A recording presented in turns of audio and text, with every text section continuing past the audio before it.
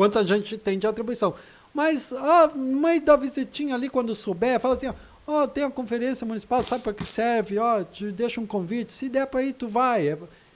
Por quê? Porque a gente precisa fazer com que as pessoas também lutem conosco. Lutar sozinho não dá. A gente não consegue. Quem criou o SUS foi a luta participativa e a mobilização social. Né? O povo construiu o SUS.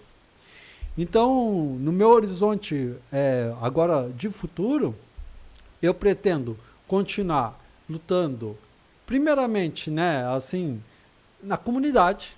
Né? Não posso dizer, pelo âmbito... Esse é o horizonte... da vida minha. Não, eu da te vida perguntei o horizonte da tua atividade, não a tua pessoal. Da minha atividade. Isso. Eu vejo um horizonte de uma perspectiva grande.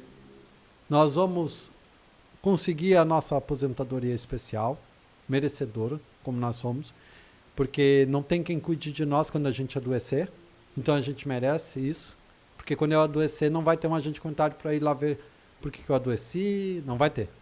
Então, eu vejo essa perspectiva de crescimento para nós e futuramente de uma valorização para nós também com a aprovação da PEC, a PEC 21.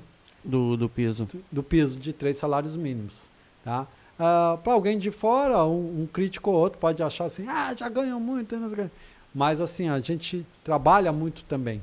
A gente é merecedor. E na verdade, todos os profissionais de saúde, todos, auxiliar de enfermagem, tudo, todos mereciam mais valorização. Muito mais.